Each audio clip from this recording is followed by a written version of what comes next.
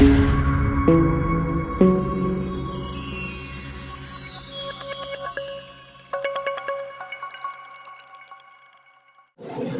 جناب جبیر برکاتی صاحب، آپ سے میرا پہلا سوال یہ ہے کہ شریعت اسلامیہ نے جتنے امور بندوں کے اوپر لازم کیے ہیں ان میں مقام و مرتبہ کے اعتبار سے کمی زیادتی ہوتی ہے یا سب کے سب برابر ہے؟ السلام علیکم ورحمۃ اللہ وبرکاتہ۔ شریعت اسلامیہ نے جو امور بندوں کے اوپر لازم کیے ہیں وہ دو طرح کے ہیں، ایک علم عقائد اور ایک علم احکام۔ علم عقائد وہ علم ہے جس میں اللہ رب العزت کی ذات و صفات اور انبیاء اکرام علیہ السلام کے فضائل اور احوال قیامت اور اس کے متعلق کو بیان کیا جاتا ہے۔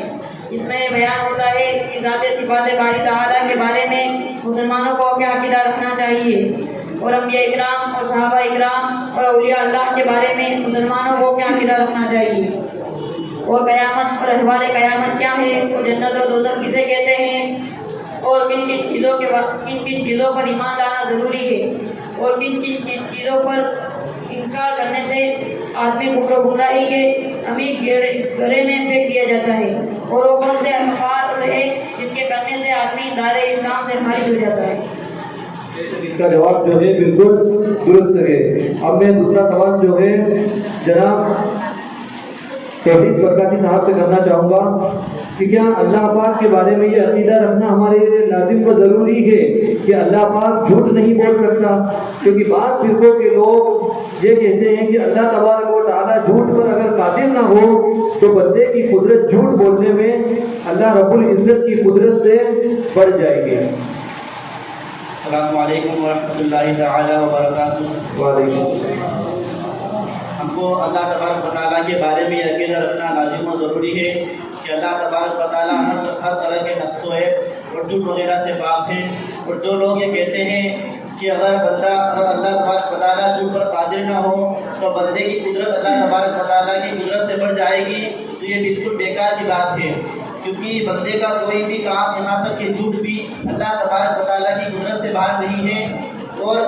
بندے کو اللہ تبارک و تعالیٰ نے پیدا کیا ہے، اور اس کے افعال کو یعنی اس کے کاموں کو بھی اللہ تبارک و تعالیٰ نے پیدا کیا ہے، جیسا کہ اللہ تبارک و تعالیٰ قرآن مجید میں ارشاد فرماتا ہے وَقَوْ خَلَقَكُمْ وَمَا تَعْمَلُونَ، یعنی ہم نے تم کو بھی پیدا کیا ہے اور تمہارے کاموں کو بھی پیدا کیا ہے۔ اور بندہ جھوٹ بولتا ہے، اس کا مطلب یہ ہے کہ بندہ جب جھوٹ بولنے کی کوشش کرتا ہے تو اللہ تبارک و تعالیٰ اس کے کوشش کرنے کے نتیجے میں اللہ تبارک و تعالیٰ جھوٹ کو پیدا فرما دیتا ہے، اور بندہ اپنے جھوٹ اور سچ کا خالق نہیں ہے بلکہ خالق تو اللہ تبارک و تعالیٰ ہی ہے۔ اب غور فرمائیں کہ اگر بندہ اللہ تبارک و تعالیٰ بندے کے لیے جھوٹ کو پیدا فرما دیتا ہے، کیونکہ بندہ اس پر قادر نہیں ہے، بندہ پیدا کرنے پر قادر نہیں ہے، قادر تو صرف اللہ تبارک و تعالیٰ ہی ہے، اور بندہ اس سے عاجز ہے، تو کس طرح بندے کی قدرت اللہ تبارک و تعالیٰ کی قدرت سے بڑھ جائے گی؟ بے شک سبحان اللہ، ان کا جواب جو ہے بالکل درست ہے۔ اب میں تیسرا سوال کرنا چاہوں گا جناب وسیم اشرفی صاحب سے کہ آپ بتائیے حضور صلی اللہ علیہ وسلم کے ختم نبوت کے بارے میں ہمیں کیا عقیدہ رکھنا چاہیے؟ السلام علیکم ورحمۃ اللہ وبرکاتہ۔ حضور صلی اللہ تعالیٰ علیہ وسلم کی ختم نبوت کے بارے میں ہمارا یہ عقیدہ ہے کہ حضور صلی اللہ تعالیٰ علیہ وسلم اللہ تبارک و تعالیٰ کے آخری نبی ہے، اور حضور صلی اللہ علیہ وسلم کے زمانے مبارک اور آپ کے بعد نہ کوئی نیا نبی آیا ہے اور نہ آئے گا۔ اس کا ثبوت قرآن مجید سے ہے کہ ما کان محمد نبا احد من رجالکم ولکن رسول اللہ خاتم النبیین، کہ محمد صلی اللہ علیہ وسلم تمام مردوں میں تمہارے کسی کے باپ نہیں، لیکن اللہ کے رسول اور تمام نبیوں میں آخری اور پچھلے نبی ہے۔ اس آیت کریمہ کا تمام صحابہ سے لے کر آج تک امت مسلمہ کا اس پر اجماع ہے کہ حضور صلی اللہ علیہ وسلم آخری نبی ہے اور پچھلے ہے، اور اسی پر اجماع ہے کہ تمام امت مسلمہ کا، اور یہ ضروریات دین سے ہے، اور نہ اس میں کوئی تخصیص ہو سکتی ہے نہ کوئی تعویل کی جا سکتی ہے۔ بے شک سبحان اللہ، ان کا جواب بالکل درست ہے۔ اب میں ایک سوال اور کرنا چاہوں گا جناب محمد جبیر صاحب سے کہ آپ بتائیے کہ حضور صلی اللہ علیہ وسلم اور انبیاء کرام کو علم غیب ہے یا نہیں، اور اگر ہے تو قرآن و حدیث کی روشنی میں واضح کیجیے۔ ہمیں اہل سنت کا یہ عقیدہ ہے کہ حضور صلی اللہ رب العزت کے عطا سے حضور صلی اللہ تعالیٰ علیہ وسلم اور دیگر انبیاء اکرام کو بے شمار غیبوں کا علم ہے، और ये ज़रूरियात दीन से साबित है, और जो इसका इनकार करेगा वो काफिर है, यानी सिरे से नबूवत का इनकार कर रहा है। और इस पर भी इजमा है कि अल्लाह रब्बुल इज़्ज़त की अज़ीम नेमत में से हुज़ूर सल्लल्लाहु तआला अलैहि वसल्लम का हिस्सा तमाम अंबिया और तमाम जहां से बढ़कर है, क्योंकि अल्लाह रब्बुल इज़्ज़त की अता से हुज़ूर सल्लल्लाहु तआला अलैहि वसल्लम को इतने गैबों का इल्म है जिसका शुमार सिर्फ अल्लाह रब्बुल इज़्ज़त ही जानता है। इस पर कुरान हदीस की दलील है, वअल्लमका मा लम तकुन तअलम वकान फज़लुल्लाहि अलैका अज़ीमा। महबूब, हमने आपको तमाम उलूम सिखा दिए जो आप नहीं जानते थे, और आप पर अल्लाह का फज़ल अज़ीम है।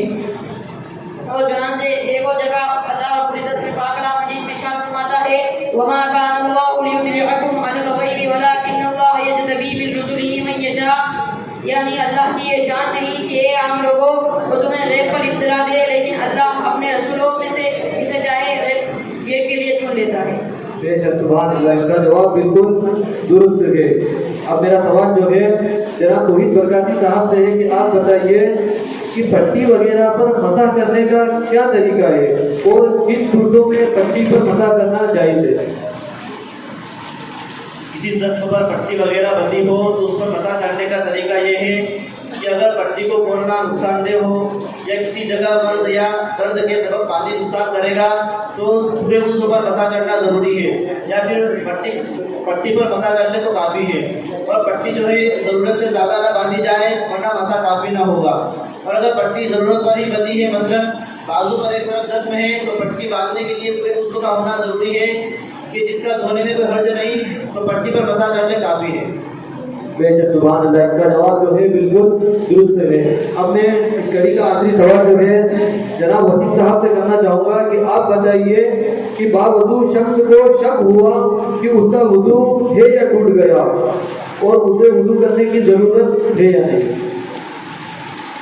किसी शख्स का वुज़ू था और उसको अपने वुज़ू में शक है